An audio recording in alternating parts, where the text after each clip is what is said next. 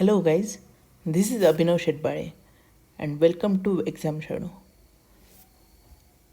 हम MPPSC के pre की तैयारी कर रहे हैं, लेकिन तैयारी करने से पहले हमें ये पता होना चाहिए कि सिलेबस क्या है। तो इसलिए पहले हम सिलेबस देख लेते हैं। तो उसमें पहले आता है history, culture and literature of Madhya Pradesh, then history of India, geography of Madhya Pradesh, geography of world and India, constitutional system of Madhya Pradesh, economy of Madhya Pradesh, then constitution, government and economy of India, science and technology, current international and national affairs, information and communication technology, national and regional constitutional और statutory bodies। ये total 10 topics हैं जो कि हमें prepare करने होते हैं।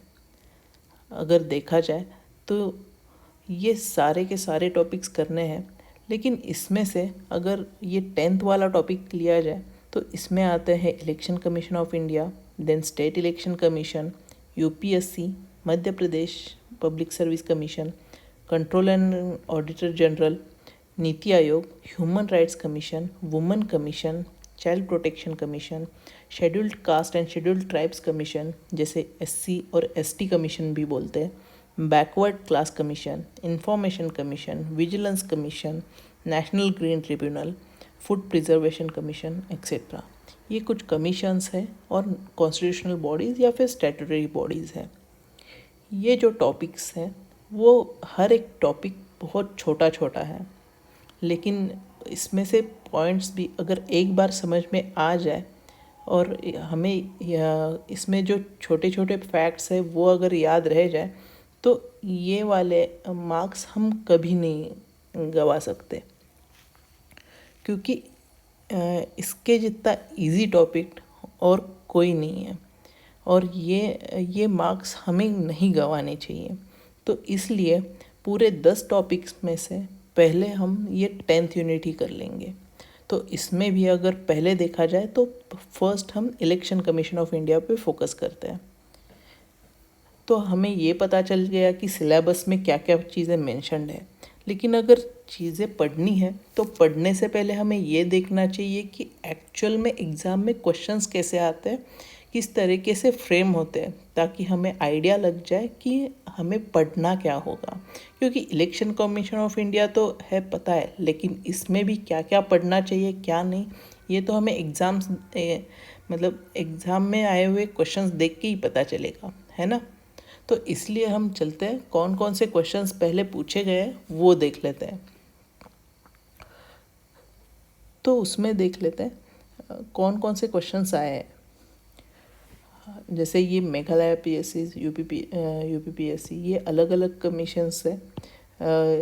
अलग अलग कमीशंस पे जो क्वेश्चंस आए हैं वो एक कभी कभार रिपीट होते हैं।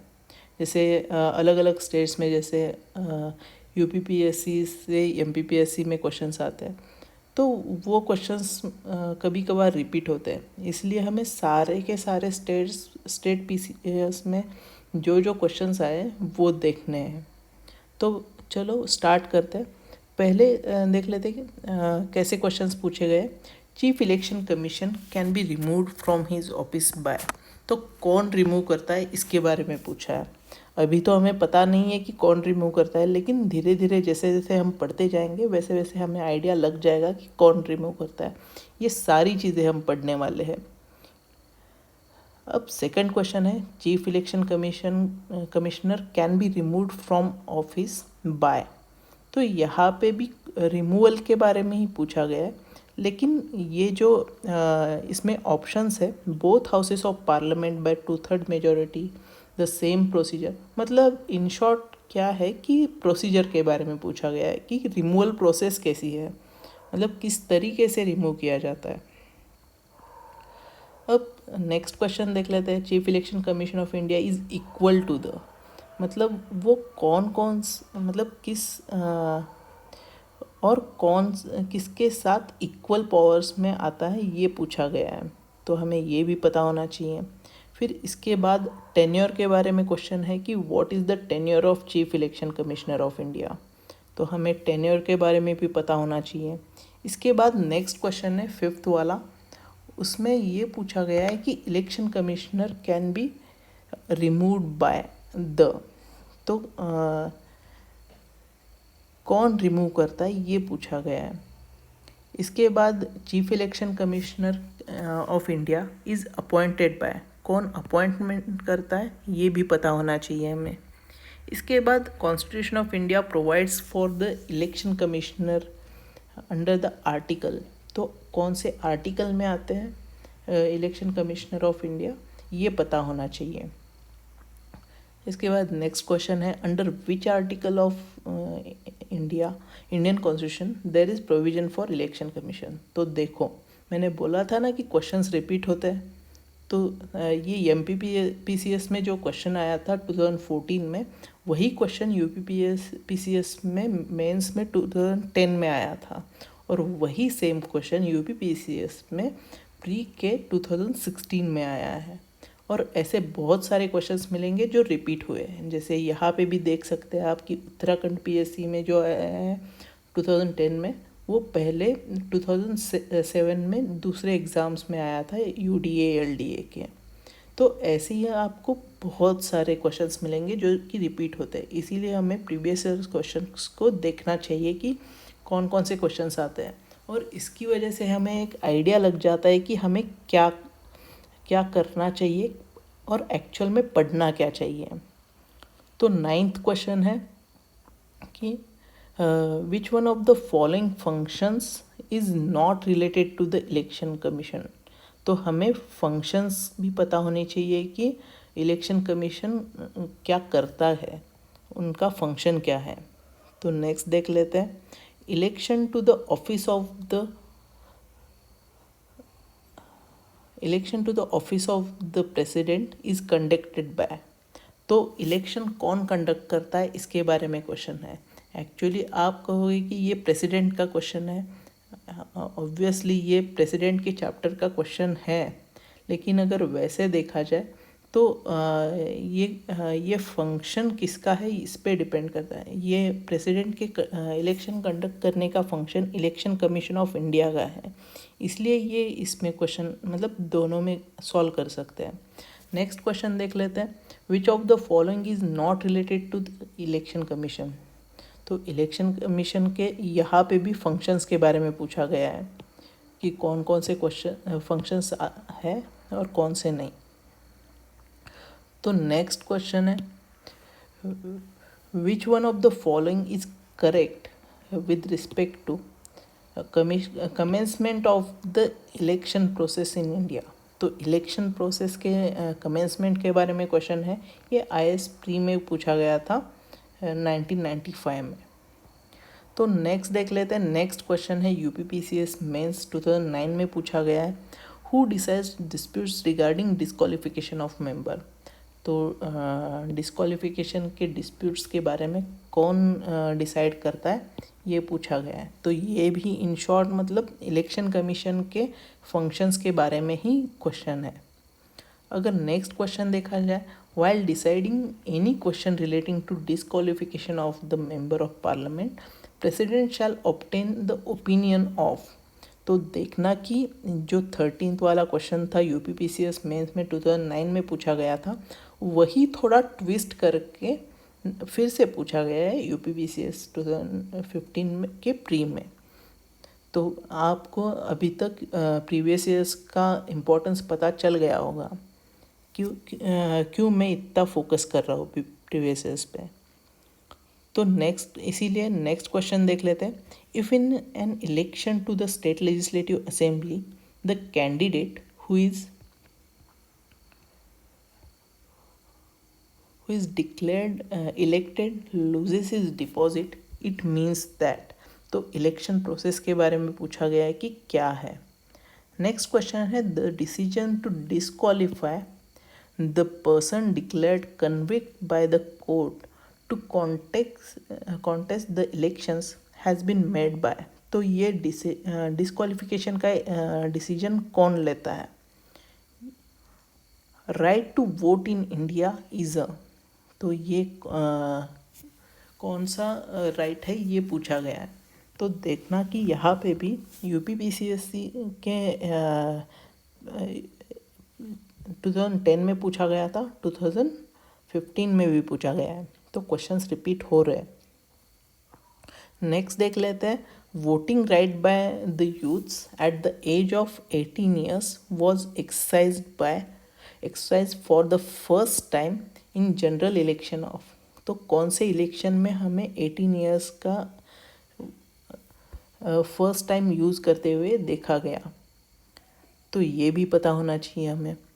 तो नेक्स्ट क्वेश्चन है, the lower age limit of voters of the union and state legislature was reduced from 21 years to 18 years by. तो कौन से अमेंडमेंट से ये 21 ईयर्स टू 18 ईयर्स किया गया है वो बताया गया है। तो ये क्वेश्चन लगभग देखो कि 4 बार रिपीट हुआ है, तो आप जान सकते हैं कि इसकी इम्पोर्टेंस क्या होगी। मतलब प्रीवियस ईयर्स की इम्पोर्टेंस मैं बार बार स्ट्रेस कर रहा हूँ। तो नेक्स्ट देख लेते हैं, which of the following is concerned with the 61st amendment.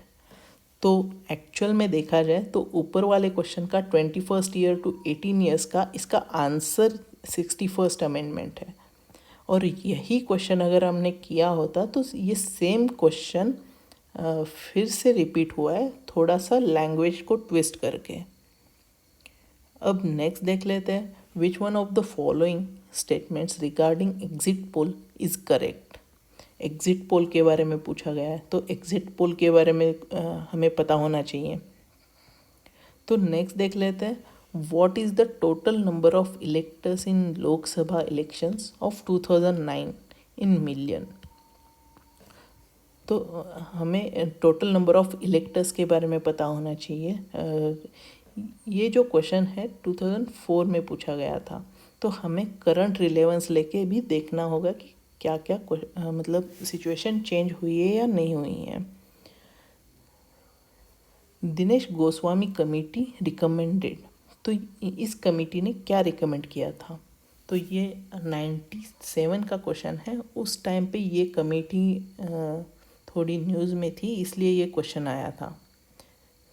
तो देखना कि फिर से Dinesh Goswami committee was concerned with IAS pre में क्वेश्चन पूछा गया था 95 में। अगर हमें ये पता होता कि 95 में ये क्वेश्चन आया है Dinesh Goswami committee concerned with, तो हम देख लेते कि दिनेश गोस्वामी कमेटी किस रिलेटेड है, क्या है। तो उसके बाद जो 97 में क्वेश्चन आया है, तो हम ये हमें आ जाता कि दिनेश गोस्वामी कमेटी ने क्या रिकमेंड किया है क्या नहीं, है ना। तो वैसे ही नेक्स्ट चल लेते हैं, who among the following was not the member of the election commission of India. Not the member of the election commission of India, ये MPPCSC के 2000 में क्वेश्चन पूछे गए हैं। तो हमें इस क्वेश्चन से ये पता चलता है कि इलेक्शन कमीशन के मेंबर्स भी हमें कुछ देखने होंगे। अल्दो इट इज़ मतलब ये 2000 में पूछा गया है, लेकिन फिर भी एक बार देख सकते हैं हम। तो इसके बाद proportional representation is not necessary for a country where. तो प्रोपोर्शनल रिप्रेजेंटेशन के बारे में भी पूछा गया है, जो कि इलेक्शन में ही थोड़ा सा आ जाता है। नेक्स्ट है, election commission was converted into 3 members commission. तो कौन से ईयर में 3 मेंबर कमीशन बन गया है, ये सारी चीज़ें हम कर लेंगे, देख लेंगे कि क्या मतलब जो पॉइंट्स डिस्कस हुए, सैलरी हो गई, टेन्योर हो गया, भले मेंबर्स हो गए, फंक्शंस हो गए, पावर्स हो गए, ये सारी चीज़ें हम देखने वाले हैं धीरे धीरे करके। तो आप हमारे साथ बने रहिए। नेक्स्ट चलते 28 क्वेश्चन देख लेते हैं, which of the following elections is not conducted by election commission. तो कौन सी इलेक्शन है जो इलेक्शन कमीशन कंडक्ट नहीं करता है, तो हमें ये भी पता होना चाहिए। तो ये वाला पार्ट फंक्शंस में आ जाएगा कि इलेक्शन कमीशन क्या करता है क्या नहीं करता। तो विच one of the following is the national voters day. MPPSC pre के 2012 में पूछा गया, फिर से UPPCS के 2015 में पूछा गया है। तो नेक्स्ट देख लेते हैं, the system of the proportional representation as an electoral mechanism ensures majority rule. क्या इंश्योर करता है, तो प्रोपोर्शनल रिप्रेजेंटेशन हमारे में क्या इंश्योर करता है ये पूछा गया है। तो प्रोपोर्शनल रिप्रेजेंटेशन के बारे में पता होना चाहिए। Then consider the following statements with reference to India. तो यहाँ पे चीफ इलेक्शन कमिश्नर के बारे में पूछा गया है और other election commissioner enjoys equal powers. तो पावर्स के बारे में हमें जानना चाहिए, चीफ इलेक्शन कमिश्नर और अदर। तो यहाँ पे सेकंड क्वेश्चन स्टेटमेंट है, chief election commissioner is entitled to same salary. तो हमने देखा था कि सैलरी भी हम डिस्कस करने वाले हैं। Chief election commissioner shall not be removed from the office. तो रिमूवल भी देखना होगा, हमें पता होना चाहिए कि कैसे रिमूव करते हैं क्या नहीं। इसके बाद the term of the office of the election commissioner is 5 years. तो हमें टर्म के बारे में पता होना चाहिए कि टर्म कितनी होती है। अब नेक्स्ट क्वेश्चन देख लेते हैं, which of the following are the functions of the election commission of India. तो मैंने बोला था ना कि क्वेश्चंस रिपीट होते हैं, तो फंक्शंस भी पता होने चाहिए हमें। अब नेक्स्ट देख लेते हैं, functions of the election commission. तो अगेन देखो फंक्शंस है, अगर फंक्शन मतलब कुछ चीज़ें हमने कर ली तो हम बहुत सारे क्वेश्चन सॉल्व कर सकते हैं, है ना। Then which of the election system have been adopted for different elections in India. तो इस तरीके के क्वेश्चंस भी देखने होंगे हमें। तो consider the following statements about the recent amendments by election law by the representation of people act. RPA के बारे में पता होना चाहिए हमें कुछ। अब नेक्स्ट देख लेते हैं, नेक्स्ट में है consider the following statements, the election commission of India is a 5-member body. तो कितनी मेंबर की बॉडी है ये पता होना चाहिए। Then union ministry of home affairs decides election schedule. तो for the conduct of both general elections and by elections. तो इलेक्शन शेड्यूल कौन डिसाइड करता है ये पता होना चाहिए। फिर election commission resolves the disputes relating to the splits. तो स्प्लिट्स मर्जर्स वगैरह के डिस्प्यूट्स कौन डिसाइड करता है ये भी पता होना चाहिए हमें। ये पता होता तो हमारा आंसर आ जाता। तो with reference to the delimitation commission consider the following statements. तो डीलिमिटेशन के कमीशन के बारे में पता होना चाहिए कि क्या है क्या नहीं उसके बारे में। तो ये IAS के प्री में पूछा गया था 2012 में। तो नेक्स्ट क्वेश्चन देख लेते हैं, powers for the conducting elections to the parliament state legislature in a free manner have been given to the independent body that is election commission. तो इलेक्शन कमीशन के पावर्स अगर हमें पता होते तो हमें ये स्टेटमेंट सही है या गलत है ये पता चल जाता। तो इसलिए हमें पावर्स पता होने चाहिए कि इलेक्शन कमीशन के क्या क्या है। नेक्स्ट देख लेते हैं, model code of conduct is to be followed by political parties as soon as election is announced. तो मॉडल कोड ऑफ कंडक्ट के बारे में कुछ चीज़ें पता होनी चाहिए। अब नेक्स्ट क्वेश्चन देख लेते हैं, given below 2 statements assertion reasoning के, the system of the proportional representation में solve the problem of minority representations to some extent. तो ये प्रोपोर्शनल रिप्रेजेंटेशन, तो सेम टॉपिक पहले जो रिपीट हुआ था वही फिर से दिया गया है और उसके बारे में अगर हमने किया होता तो ये आ जाते हैं। तो नेक्स्ट क्वेश्चन है जो मणिपुर और UPPCSC में रिपीट हुआ है फिर से, study of the following statements. Assertion है the state election commission is a constitutional authority and reason दिया गया है elections to the rural local bodies are overseen by the election commission of India. तो अगर देखा जाए तो ये कुछ क्वेश्चंस थे जो इलेक्शन कमीशन ऑफ इंडिया पे पूछे गए हैं। पिछले लगभग 20 साल के क्वेश्चंस मैंने इकट्ठे किए हैं, उससे 20 या कह सकते हो 25 ईयर्स के, उससे आइडिया लग जाएगा कि कौन कौन से क्वेश्चंस आते हैं। और सिर्फ एक ही एग्ज़ाम नहीं, लगभग जितने हो सके उतने सारे एग्ज़ाम्स के क्वेश्चंस मैंने रिपीट मतलब इकट्ठा किए हैं। और उससे क्या होगा कि हमें एक ओवरऑल स्ट्रक्चर या फिर व्यू मिल जाएगा कि कैसे हमें आगे प्रोसीड करना है। तो अब हमें कौन कौन से टॉपिक पे फोकस करना है ये तो पता चल गया। अब ऐसे ही जैसे नेक्स्ट वीडियो में हम क्या करेंगे कि ये जो टॉपिक्स हैं जैसे जिस पॉइंट पे फोकस करना चाहिए वो पॉइंट फोकस कर लेंगे। तो ऐसे ही अगर आपको मतलब अच्छे और प्रोडक्टिव वीडियोस चाहिए जो कि हमारे एग्ज़ाम में यूज़फुल हो, तो आप हमारे चैनल को सब्सक्राइब कर लीजिएगा। अगर कुछ अच्छा लगे वीडियो के बारे में तो प्लीज़ कमेंट कर लीजिएगा। और लाइक तो इतनी मेहनत कर रहे हैं हम, तो एक लाइक तो बनता है ना। तो ऐसे ही हमने कुछ चीज़ें जैसे हमारी एक वेबसाइट है एग्ज़ाम शैडो नाम की। ये जो लिंक है इस पर क्लिक करके आप प्रीवियस ईयर्स क्वेश्चन सॉल्व कर सकते हैं। और हमारे टेलीग्राम चैनल या फिर टेलीग्राम चैनल इंस्टाग्राम हैंडल, इन सब के लिंक्स हमने नीचे डिस्क्रिप्शन में दिए गए हैं। तो आप वहाँ पे ज्वाइन करके हमसे कनेक्ट हो सकते हैं। ऐसे ही कुछ इंटरेस्टिंग एंड प्रोडक्टिव वीडियोस के लिए आप हमारे साथ जुड़े रहिए। Thank you. चलो बाय बाय, मिलते हैं नेक्स्ट वीडियो में।